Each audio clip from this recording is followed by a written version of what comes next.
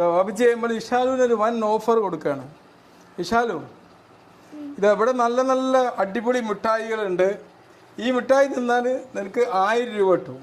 1000 രൂപ ഒരു മിഠായി തിന്നാൽ 1000 രൂപ കിട്ടും. ഇവിടെ നല്ല തക്കാളിയാണ്. ഈ തക്കാളി തിന്നാൽ നിനക്ക് ദീർഘായുസ് കിട്ടും. ദീർഘായുസ് കിട്ടും. അപ്പോൾ നീ ഏതാണ് ഇതിൽ തിരഞ്ഞെടുക്കുന്നത്? ഇതാണ് തിരഞ്ഞെടുക്കുന്നത്. Okay, very good. അപ്പോൾ നിങ്ങൾക്ക് മുട്ടായി വേണ്ട, മുട്ടായി വേണ്ട, ഈ പൈസയും വേണ്ട, നിനക്ക് ദീർഘായുസ് മതി. ഉറപ്പാണോ? ഉറപ്പാണോ? അപ്പോൾ ഇഷാലുവിന് നമ്മൾ 1000 കൺഗ്രാജുലേഷൻസ് കൊടുക്കുകയാണ്. ഓക്കെ, ഏതായാലും ഇഷാലുവിന് ഗിഫ്റ്റായിട്ട് നമ്മൾ തക്കാളി എടുത്തിരിക്കുകയാണ്. ഇഷാൽ തക്കാളി എടുത്തിരിക്കുകയാണ്.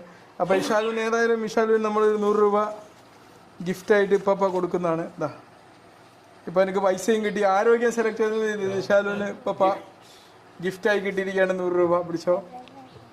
ഓക്കെ, അപ്പോൾ എപ്പോഴും നമ്മൾ ഹെൽത്തി കാര്യങ്ങൾ സെലക്ട് ചെയ്യുക. അത് തൽക്കാലം നമുക്ക് കുറേ പൈസയും സുഖവും നൽകുമെങ്കിലും ദീർഘകാല അടിസ്ഥാനത്തിൽ നമുക്ക് ഹെൽത്തി ഫുഡ് ആരോഗ്യം ഇത് നൽകുള്ളൂ അല്ലേ? എനിക്ക് ദീർഘായുസല്ല വേണ്ടത്. Okay okay.